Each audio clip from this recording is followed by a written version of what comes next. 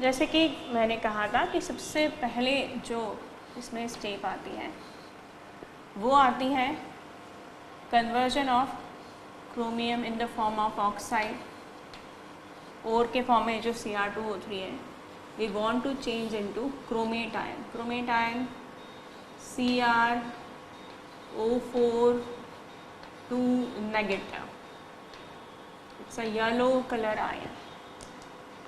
इस कलर का आयन का जो कलर होता है वो होता है येलो कलर। और ऐसा करने के लिए हमने इसकी रोस्टिंग कराई थी, roasting heating in presence of oxygen in the reverberatory furnace. तो हमने लिया है क्रोमाइट और दैट इज FeO.Cr2O3, इसे गर्म किया है सोडियम कार्बोनेट के साथ एक्सेस में लेकर इन प्रेजेंस ऑफ ऑक्सीजन। गर्म करने पर फिलहाल आयरन की जो ऑक्सीडेशन स्टेट है वो है +2, और ये बात भी हम देख चुके हैं। ऑक्सीडेशन स्टेट में बात की थी कि आयरन की ऑक्सीडेशन स्टेट +2 से +3 होती है, क्योंकि उसमें उसको D5 कॉन्फ़िगरेशन मिल जाता है, जिससे वो ज़्यादा स्टेबल हो जाता है। तो एक तो कन्वर्जन आसान होता है, दूसरा यदि हम ऑक्सीडेशन करा रहे हैं इन प्रेजेंस ऑफ एयर तो ऑब्वियसली इट गेट ऑक्सीडाइज्ड। ये फेरस ऑक्साइड से बना देगा फेरिक ऑक्साइड। हमारा एक प्रोडक्ट होगा ferric oxide, that is Fe2O3। जो क्रोमियम है वो बनाने वाला है chromate ion. Chromate ion that is CrO4 2 negative, और क्रोमेट आयन जो है वो सोडियम के साथ रिएक्शन करके बना देगा सोडियम क्रोमेट। सोडियम क्रोमेट हो जाएगा Na2CrO4। 2 नेगेटिव चार्ज 2 पॉजिटिव से चले गए, और साथ में क्योंकि कार्बोनेट जब भी गर्म किए जाते हैं तो निकलती है CO2 गैस, तो यहाँ पे बाय प्रोडक्ट के रूप में CO2 गैस मिल जाएगी। तो कुछ बेसिक चीज़ें अगर हम ध्यान रखें तो हम इस रिएक्शन के प्रोडक्ट याद रख सकते हैं, और बाद में बैलेंसिंग तो कर ही देंगे इसकी। जैसे आयरन को आप ऑक्सीडाइज कर रहे हो तो ऑब्वियसली वो अपनी ऑक्सीडेशन स्टेट बढ़ाएगा, तो आयरन की ऑक्सीडेशन स्टेट +2 से कहाँ जाएगी +3, क्योंकि हम देख चुके हैं उसकी बाकी ऑक्सीडेशन स्टेट स्टेबल नहीं होती, ना तो उसकी +4 न +5 न +6, कोई ऑक्सीडेशन स्टेट उसकी स्टेबल नहीं होती, तो आयरन ऑक्सीडाइज हो गया। हमने याद रखा कि क्रोमियम सबसे पहले कौन सी आयन बनाता है, क्रोमेट आयन। अंदर पॉजिटिव आयन कौन सी है, सोडियम, तो ऑब्वियसली बन जाएगा सोडियम क्रोमेट। और जहाँ तक कार्बोनेट का सवाल है तो कार्बोनेट जब भी गर्म होते हैं तो वो CO2 गैस रिलीज़ करते हैं। इस रिएक्शन को हम बैलेंस कर देते हैं। तो यहाँ पर पहले हमने सबसे पहले आयरन को बैलेंस किया। आयरन को बैलेंस करने के बाद अगर यहाँ पे क्रोमियम 8 हो रहे हैं तो यहाँ भी क्रोमियम 8 होना चाहिए, दैट्स 8 क्रोमियम। उसके बाद में ये 16 हो रहे हैं तो यहाँ भी ये 8 हो जाएगा, जिससे 16 हो जाएगा। और अगर यहाँ पे 8 कार्बोनेट है तो 8 CO2 निकलेंगी। यहाँ पर कार्बन डाइऑक्साइड मॉलिक्यूल के 8 मॉलिक्यूल्स निकलेंगे, और ऑक्सीजन बैलेंस करेंगे तो हमें यहाँ पर इसके कंपेयर में यहाँ पर कम पड़ रही है ऑक्सीजन। तो अगर मैं इसे 7 से मल्टीप्लाई कर दूँ, 14 चाहिए यहाँ बैलेंसिंग के लिए, और यहाँ पर सिर्फ 2 ही अवेलेबल है, तो अगर मैंने 7 से मल्टीप्लाई कर दिया तो ये हो गया 14। तो पहली स्टेप में that CrO3 is changes to chromate ion which is yellow colour. अब यहाँ पर सॉल्यूशन में ये सॉल्युबल पार्ट होता है तो ये डिजॉल्व हो जाएगा। ये तो ऑब्वियसली गैस है तो ये उड़ जाएगी, और जहाँ तक ये पार्ट है ये इनसॉल्युबल होता है, और क्योंकि ये इनसॉल्युबल होता है, ये तैरता रहता है सॉल्यूशन में, तो फिर हम इसे फिल्टर्ड करके अलग कर सकते हैं। तो बेसिकली हमारे सॉल्यूशन में अब सिर्फ क्या बचा है, सोडियम क्रोमेट Na2CrO4 और येलो कलर सब्सटेंस, जिसने सॉल्यूशन को येलो कर दिया है। कार्बन डाइऑक्साइड गैस से इसलिए उड़ गई, और क्योंकि आयरन का जो ऑक्साइड था वो इनसॉल्युबल था, इसलिए वो हम आसानी से फिल्टर करके उसे अलग कर सकते हैं। तो हमारे सॉल्यूशन में अब जो सोडियम क्रोमेट है, हमारी जो सेकेंड स्टेप है, उसमें हमारा एम है कि हम इस क्रोमेट आयन को, दैट इज CrO4 2 नेगेटिव, जो कि येलो कलर की आयन है, हम उसे चेंज कर दें dichromate ion, that is Cr2O7 2 negative. So orange colour ion, orange colour है इसका, और हमें इसमें इसको चेंज करना है। और देखें यहाँ पर इसे इसमें चेंज करने के लिए क्या ऐड किया गया था, सल्फ्यूरिक एसिड। हमने इसमें सल्फ्यूरिक एसिड ऐड किया था, तो हम वही करते हैं, सल्फ्यूरिक एसिड ऐड करते हैं। तो ये रहा हमारा कंपाउंड सोडियम क्रोमेट Na2CrO4। हमने इसमें ऐड किया सल्फ्यूरिक एसिड, और सल्फ्यूरिक एसिड ऐड करने के बाद में हमें मिलेगी डाइक्रोमेट आयन। तो ऑब्वियसली पॉजिटिव आयन तो अंदर सोडियम ही है अभी, तो सोडियम डाइक्रोमेट बनेगा Na2Cr2O7। इसके अलावा क्योंकि इस एनायनिक पार्ट को भी कोई पॉजिटिव पार्ट चाहिए, तो ये जो सल्फेट है ये भी सोडियम से जुड़ेगा, तो ये बनेगा सोडियम सल्फेट।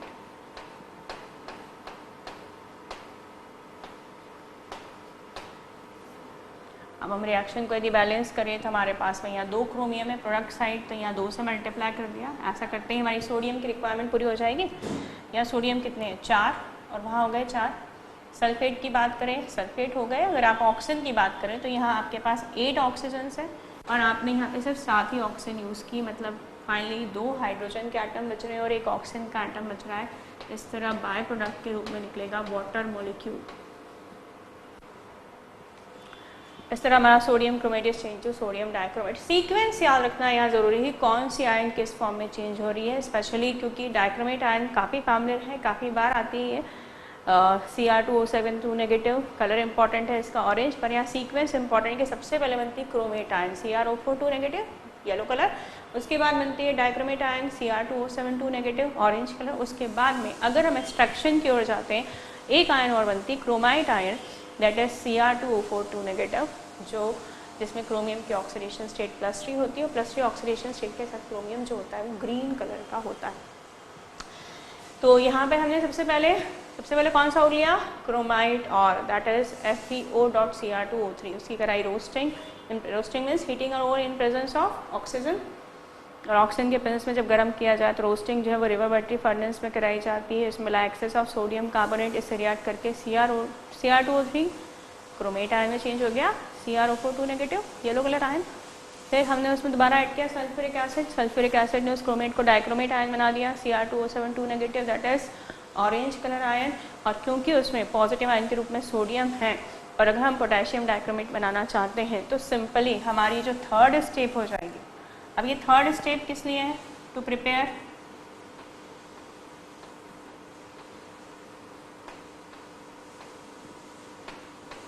K2Cr2O7। यदि हम K2Cr2O7 बनाना चाहते हैं तो ये हमारी थर्ड स्टेप आएगी। तो थर्ड स्टेप हमारी हो जाएगी, सिंपल है, बहुत आसान है। हम इसमें जो सोडियम डाइक्रोमेट बना है इसमें KCl मिला देंगे। 2 सोडियम की जगह 2 पोटेशियम लेने हैं, इसे ट्वाइस KCl, और ऐसा करते ही बन जाएगा K2Cr2O7 प्लस ट्वाइस NaCl। ये बन गया ऑरेंज कलर। और जैसे हमने कहा था कि इसका ये पार्ट सॉल्युबल होता है, ये तो गैस होती है, उड़ जाती है, तो सॉल्यूशन में सिर्फ ये बचता है क्योंकि इनसॉल्युबल होता है, इसको छान लेते हैं। फिर ऐसे इसकी बात करें तो वाटर तो एक्वस मीडियम है, कोई दिक्कत नहीं। इन दोनों के सॉल्यूशन में इसकी सॉल्युबिलिटी ज़्यादा होती है और सोडियम सल्फेट की सॉल्युबिलिटी कम होती है। जैसे अगर इससे थोड़ा सा सॉल्यूशन को ठंडा करना शुरू करें और ठंडा करने पे सोडियम सल्फेट क्रिस्टल के रूप में निकल जाता है और सॉल्यूशन में सोडियम कार्बोनेट रह जाता है, क्योंकि ये हाइग्रोस्कोपिक नेचर का मानते हैं। पोटेशियम डाइक्रोमेट एस्टिमेशन मतलब वॉल्यूमेट्री एनालिसिस में बहुत यूज़ होता है। तो कई बार रीजनिंग क्वेश्चन पूछते हैं कि पोटेशियम डाइक्रोमेट ही क्यों, सोडियम डाइक्रोमेट क्यों नहीं, इसलिए क्योंकि हाइग्रोस्कोपिक नेचर का होता है, पानी के साथ बहुत जल्दी रिएक्शन कर लेता है, पानी में आसानी से सॉल्युबल है, ये सॉल्युबल हो जाएगा, ये क्रिस्टल के रूप में बाहर निकल जाएगा। अब जब अपने रिएक्शन कराई है तो अब 2 चीज़ बनी, पोटेशियम डाइक्रोमेट और NaCl। सॉल्यूशन को जो मदर लीकर कहा जाता है, मदर लीकर ना आपका पेरेंट कंपाउंड अब इसके पास है, तो हम इसके लिए बोल रहे हैं वर्ड मदर लीकर। तो अगर आप इसे ठंडा करें तो ये ऑरेंज क्रिस्टल्स जो होते हैं इसके बाहर निकल जाएंगे और आपको मिल जाएगा पोटेशियम डाइक्रोमेट।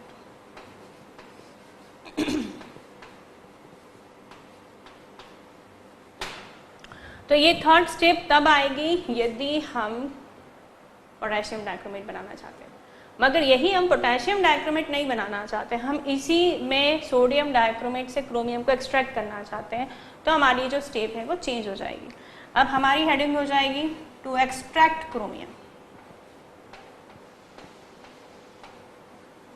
क्रोमियम का एक्सट्रैक्शन करना चाहते हैं हम, तो क्या होगा, कुछ नहीं, थर्ड स्टेप चेंज हो जाएगी। अब थर्ड स्टेप में हमें जो सॉल्यूशन मिला है सोडियम डाइक्रोमेट का, उस सोडियम डाइक्रोमेट का रिडक्शन कराएंगे। याद करें हम फ्लो चार्ट से कि हमने सोडियम डाइक्रोमेट का रिडक्शन कैसे कराया था। तो रिडक्शन के लिए हमने मिलाया था कोक, इसने क्रोमेट डाइक्रोमेट से क्रोमाइट आयन बनाई थी। अगेन सीक्वेंस बहुत इंपॉर्टेंट है, पहला chromate ion CrO4 2 negative yellow colour, second step में बनता है डाइक्रोमेट आयन Cr2O7 2 नेगेटिव।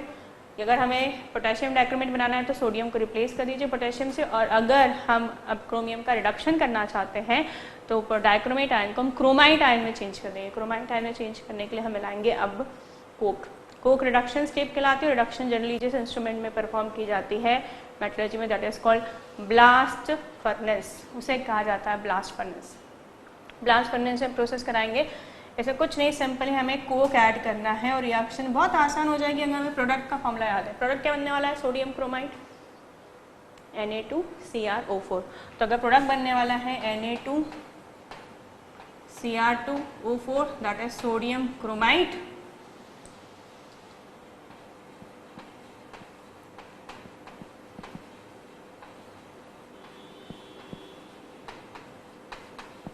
तो बाय प्रोडक्ट के रूप में कार्बन मोनोऑक्साइड निकलेगी।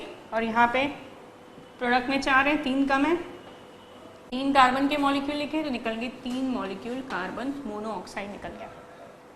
नेक्स्ट स्टेप में सोडियम क्रोमाइड बनने के बाद में हम इसमें NaOH मिलाते हैं जिससे Cr2O3 बनता है। तो now fourth step,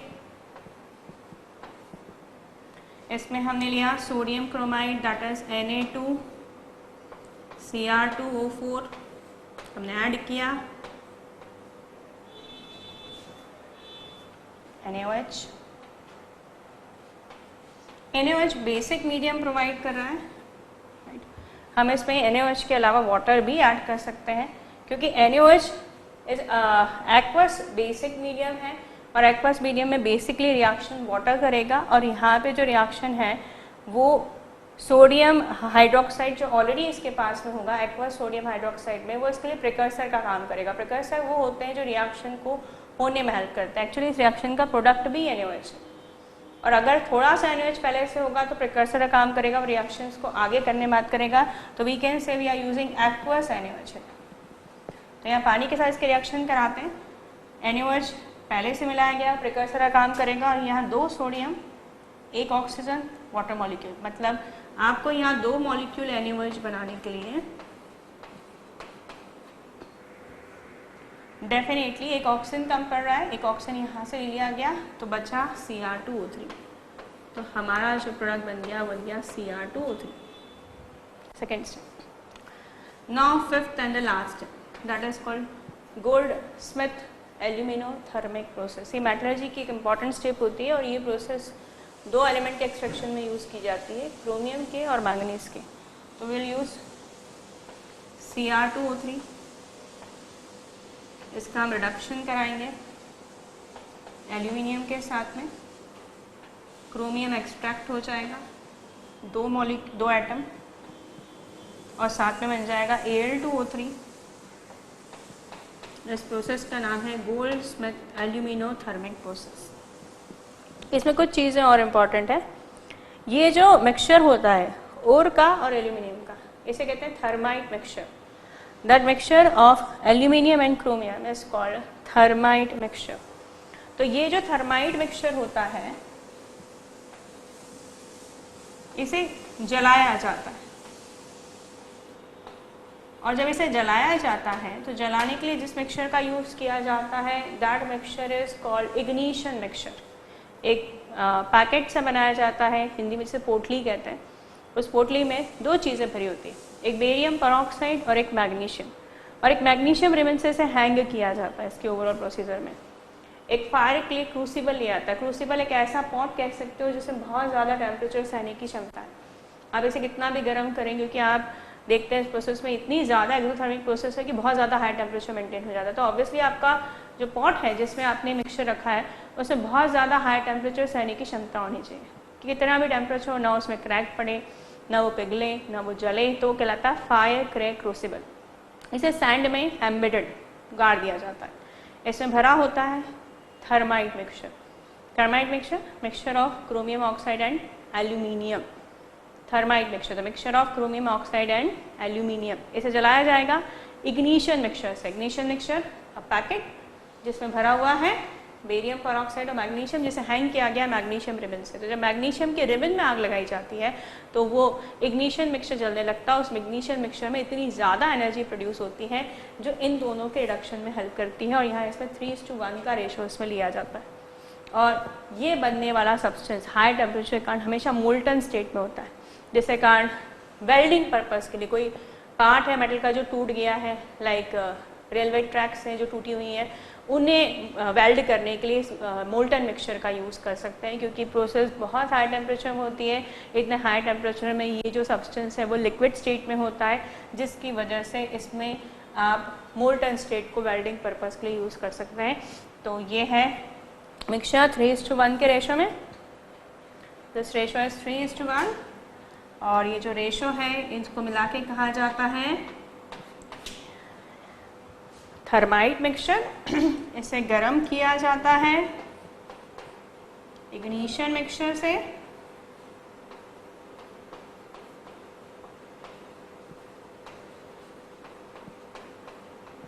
ignition mixture होता है मैग्नीशियम पाउडर का, साथ में उसमें मिक्स होता है बेरियम परऑक्साइड। और जैसे मैंने आपको बताया था कि ये जो बनता है वो सिर्फ 92% प्योर होता है, और अगर हम इसकी प्योरिटी बढ़ाना चाहते हैं तो हम इसका इलेक्ट्रोलिसिस करा सकते हैं। इलेक्ट्रोलिसिस कराने के लिए जो इलेक्ट्रोड होगा, कैथोड, वो मर्क्यूरी का होगा, जिस पे जाके मेटल डिपॉजिट होगा, तो बन जाएगा क्रोमियम अमलगम। इसमें जो इलेक्ट्रोलाइट होगा वो क्रोमिक क्लोराइड यूज़ करेंगे, और जब अमलगम बन जाएगा तो उसका वैक्यूम डिस्टिलेशन कराकर हम 99.7% प्योर तक क्रोमियम पा सकते हैं। तो हमने यहाँ ये देखा कि हम यहाँ पर क्रोमियम का एक्सट्रैक्शन और पोटेशियम डाइक्रोमेट का प्रिपरेशन साइमल्टेनियसली परफॉर्म कर सकते हैं, क्योंकि दोनों एक ही ओर से होते हैं। That ore is called chromite और FeO.Cr2O3। सबसे पहले हमें इसे एक्सेस ऑफ सोडियम कार्बोनेट के साथ रोस्टिंग करवाना पड़ेगा ऑक्सीजन की प्रेजेंस में। इसमें हम इंस्ट्रूमेंट यूज़ करेंगे reverberatory furnace that change it into the chromate ion CrO4 negative yellow colour ion. Then we add sulphuric acid change into dichromate ion. पर जब सॉल्यूशन में पॉजिटिव आयन है सोडियम आयन, तो sodium ion के साथ में reaction करके बना देगा सोडियम डाइक्रोमेट। और अगर हम उसे पोटेशियम डाइक्रोमेट बनाना चाहते हैं तो KCl से हम सोडियम को पोटेशियम से रिप्लेस कर देंगे, जो ऑरेंज कलर के क्रिस्टल होंगे। और यदि हम इसका एक्सट्रैक्शन करना चाहते हैं, पहले रिडक्शन कराएंगे। रिडक्शन का इंस्ट्रूमेंट होता है ब्लास्ट फर्नेस, जिसमें बनेगा क्रोमाइट आयन CrO4 नेगेटिव। फिर हम उसे एक्वा सैंडविच के साथ ट्रीट करके चेंज कर देंगे CrO3 में। फिर हम एल्यूमिनियम से कराएंगे इसका reduction, that is called Goldsmith aluminium thermic process. The mixture of chromium oxide aluminium is called thermite mixture. जलाया जाएगा उसको इग्निशन मिक्सचर के साथ में, that is magnesium and barium peroxide. The process is highly exothermic, temperature बहुत ज़्यादा होता है इसमें, इसलिए बनने वाला मेटल हमेशा मोल्टन स्टेट में होता है। इसे हम वेल्डिंग पर्पज़ के लिए यूज़ कर सकते हैं। बनने वाला chromium 92% pure. Further purity increase by electrolytic process. Cathode use mercury, electrolyte use chromic chloride. When chromium deposit over mercury, it is called amalgam, जिसका हम क्या करा सकते हैं वैक्यूम डिस्टिलेशन। बनने वाला क्रोमियम 99.7% प्योर। क्रोमियम जो है वो काफ़ी एप्लीकेशंस रखता है, काफ़ी जगह काम आता है। हम इसके कुछ एप्लीकेशंस क्रोमियम की डिस्कस करना चाहते हैं, जिसको हमने एक्सट्रैक्ट किया है। इसमें एक एप्लीकेशन आता है वो है अलॉयज़ और मेकिंग स्टील्स। इसमें एक नाम आता है वो है फेरोक्रोम।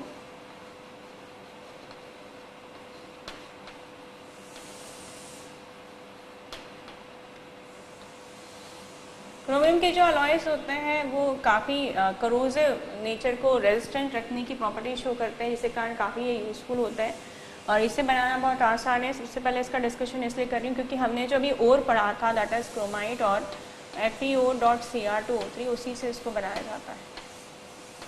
इसे मिलाया जाता है कोक। ये जो कोक होता है पूरा ऑक्सीजन का रिडक्शन कर देता है। अभी हमने कुछ इसी तरह की स्टेप अप्लाई की थी जब हमने जो डाइक्रोमेट आयन था उसका रिडक्शन किया था कोक के साथ में। जब एक्सेस क्रोमियम के साथ इसे ट्रीट करते हैं तो जो आपका मिक्सचर है उसमें सिर्फ बचेगा आयरन बचेगा, क्रोमियम बचेगा और ये पूरा का पूरा जो ऑक्सीजन है वो बाहर निकल जाएगा कार्बन मोनोऑक्साइड के रूप में। इस तरह के रिडक्शन को स्मेल्टिंग भी कहा जाता है, मेटलर्जी में स्मेल्टिंग वर्ड यूज़ करते हैं। अब ये जो फेरोक्रोम बनता है उसमें करीब 75% क्रोमियम होता है और रिमेनिंग आयरन होता है। This is called ferrochrome एनोलॉय।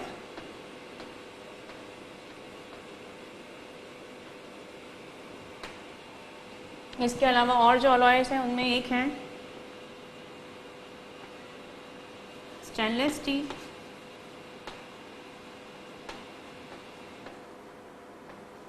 ये काफ़ी प्रचलित वर्ड है जो यूज़ करते हैं, जानते हैं आप लोग, इसके घर में अप्लाइंसेस यूज़ किए जाते हैं।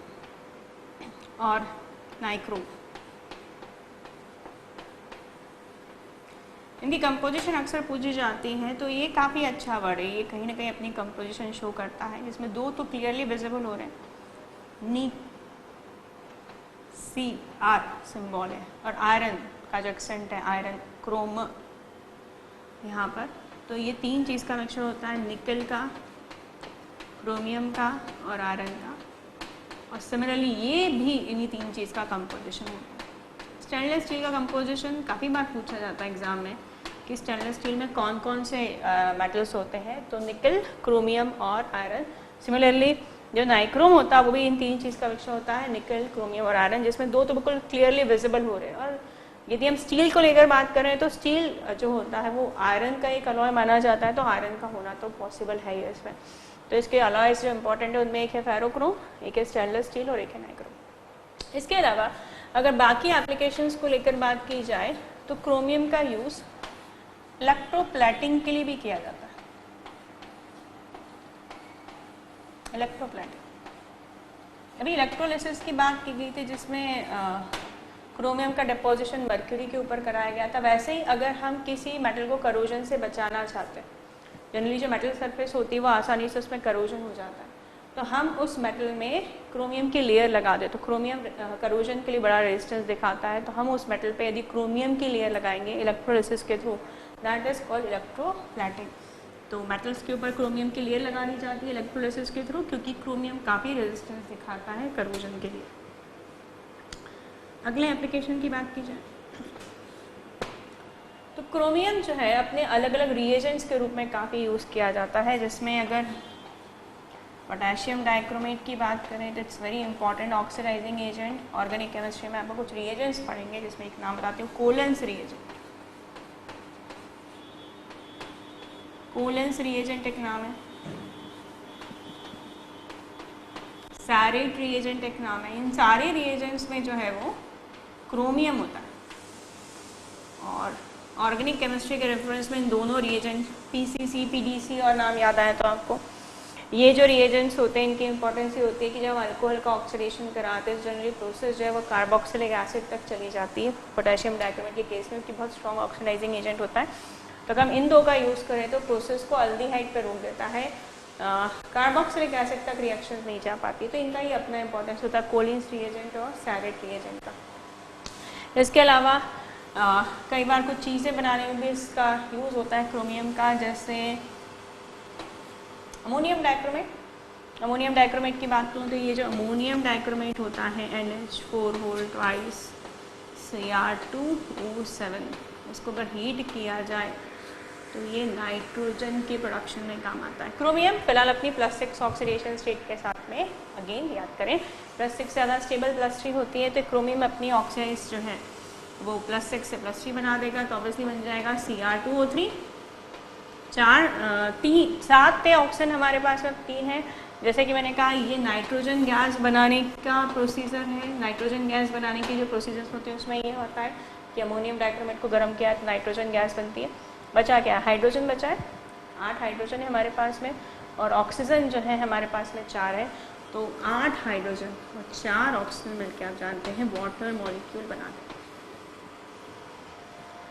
ये हमारे क्रोमियम के एप्लीकेशन। एक तो ये स्टील की अलग अलग वैरायटीज़ बनाने में यूज़ होता है, कुछ अलॉयज़ बनाने में यूज़ होता है। इससे इंपॉर्टेंट है फेरोक्रोम जिसमें डायरेक्टली आप कोक से इसका रिडक्शन करा देते हो, जिसमें 75% क्रोमियम होता है। इसके अलावा 2 variety stainless steel and nichrome.